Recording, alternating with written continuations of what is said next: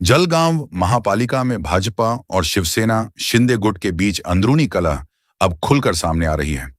महापालिका महासभा के दौरान बोलते हुए शिवसेना शिंदे गुट के पूर्व उप महापौर तथा नगर सेवक ललित कोल्हे ने बीजेपी पर गंभीर आरोप लगाया है। गठबंधन करके चुनाव लड़ने के बावजूद बीजेपी उन्हें भरोसे में नहीं ले रही है। ये खुली नाराजगी उन्होंने सदन के सामने व्यक्त की। ललित कोल्हे ने कहा कि हम महायुति के रूप में चुनाव लड़े हैं, इसलिए बीजेपी को महायुति का धर्म निभाना ही चाहिए। सभी को साथ लेकर काम करना जरूरी है।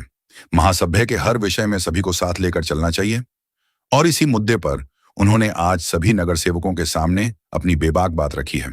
सुनिए क्या कहा पूर्व उप महापौर और नगर सेवक ललित कोल्हे ने, जगी अहमद खानदेश, टाइम्स न्यूज जलगांव। हे तक्रार ॲक्च्युली तक्रार नव्हती, पण जे विषय येतात त्यांच्या प्रत्येक विषयाच्या पुढे एक सूचक अनुमोदक म्हणून त्या विषयाला लागून एक क्रायटेरिया असतो जो मान्यता प्राप्त प्रत्येक विषयाला मान्यता प्राप्त करतो। तर आमचं फक्त हेच क्लेम होतं की बा आम्हाला तुम्ही विचारत नाही किंवा विश्वासात घेत नाही, तर तुम्ही तुमच्या ठराव तुम्हाला मंजूर आहे तुम्ही मंजूर करू शकता, पण आम्ही हे जे या पंचवार्षिकचं जे इलेक्शन आहे आम्ही सोबत लढलेले आहे आणि शिवसेना भाजप आणि राष्ट्रवादी हे तिघांची युती होती। युतीप्रमाणे तुम्ही तो युती धर्म पाळला गेला पाहिजे। सर्वांना विश्वासात घेऊन महासभेतले जे काही विषय ते सर्वांना सोबत घेऊन चालले पाहिजे, आमचं म्हणणं हेच होतं।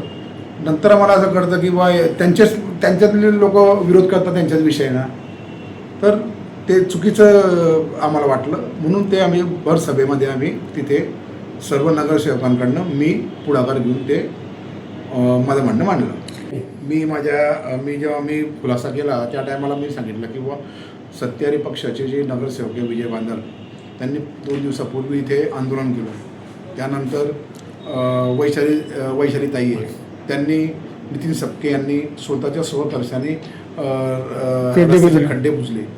तर अशी परिस्थिती आली नाही पाहिजे आणि अशी परिस्थिती सगळी येत असताना आम्हाला असं वाटतं की बुवा याच्यात काहीतरी बदल झाला पाहिजे।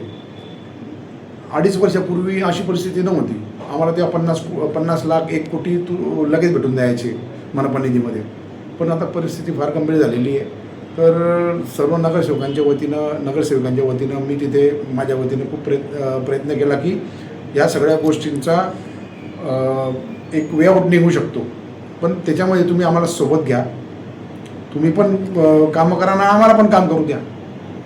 तर आम्ही आज नागरिकांसमोर जाऊन आम्ही त्यांना काही उत्तर देऊ शकत नाही। आज आपल्याकडे पैसे नाही आहे महापालिकेला आणि आपल्याला मोठा सपोर्ट आहे, पालकमंत्री आहे, गिरीश भाऊ महाजन आहे, आमदार आहे, महापौर आहे, सर्व आपल्या सोबत असल्यावर आपण आज पैशाने मागे पडलेले आहे। तर फक्त आमचं इतकंच म्हणायचं आहे की बा आपण आपल्या वतीनं सर्व मिळून त्यांना एक ज्येष्ठ जे आमचे पालकमंत्री आहे गिरीश भाऊ यांना सगळ्या सांगून आपण काहीतरी पैशांचं आपण शासनाकडनं पैशाची मागणी जळगाव शहरासाठी करू शकता।